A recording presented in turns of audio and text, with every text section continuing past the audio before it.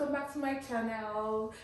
Thank you so much for stopping by, and if today's your first time, my name is Fumi, and please don't forget to subscribe to my channel, and please go through my old videos so you can get one or two information that you might need there. I stay in Canada and I give tips about moving to Canada, staying in Canada.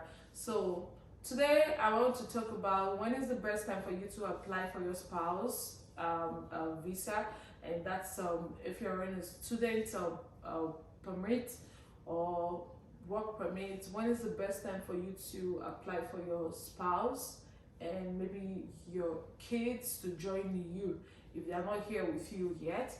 So I know a lot of people have been asking me this question, and I think the best time to do that is if you're on a student visa, if you're in already and you started lecture, let's just put it that way. Then that way you're sure that you've registered for the courses, because you still have to get some information from the school to show that you have indeed registered for courses for that semester, and that way you can put all these documents together and use it to apply for your spouse.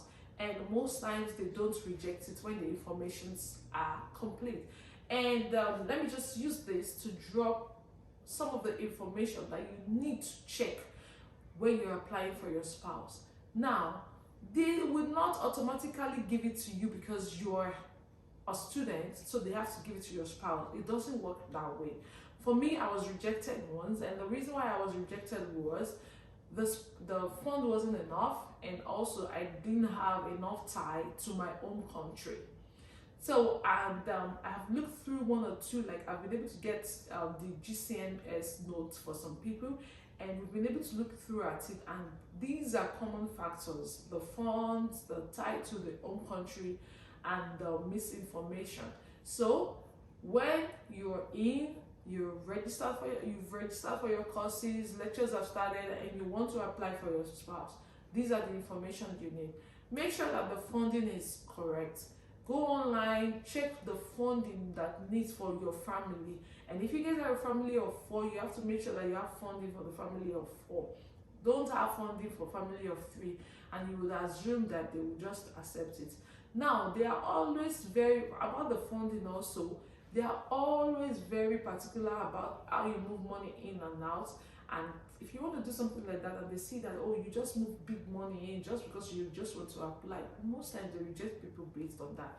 So this is what I would say: start gathering money together in maybe like a fixed deposit or like a mutual what's it called, mutual funds, like what's this English I want to use, like more like an insurance funds. Like it's not just your day-to-day banking alone that matters. Like you have to get something to show that you've had the money for a longer time, not just when you want to make use of it. That's for the funding part.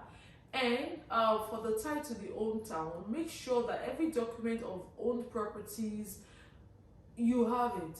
And also, this is what I always tell people: this small information you think it's not important, let them know that you have families back at home that you cannot do without.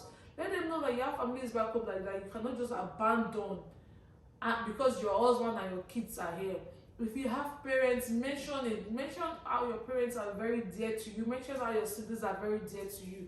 These are also ties to hometown, to your own country. Your ties to your own country is not properties alone. I mean, anybody can be abroad and you have properties and you will not still go back home.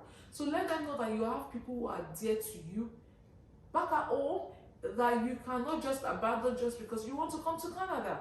That's another thing. And when it comes to, next thing I'm going to talk about is misinformation. Please, as much as possible, do not give false information to government of Canada. They are very particular about the information you give.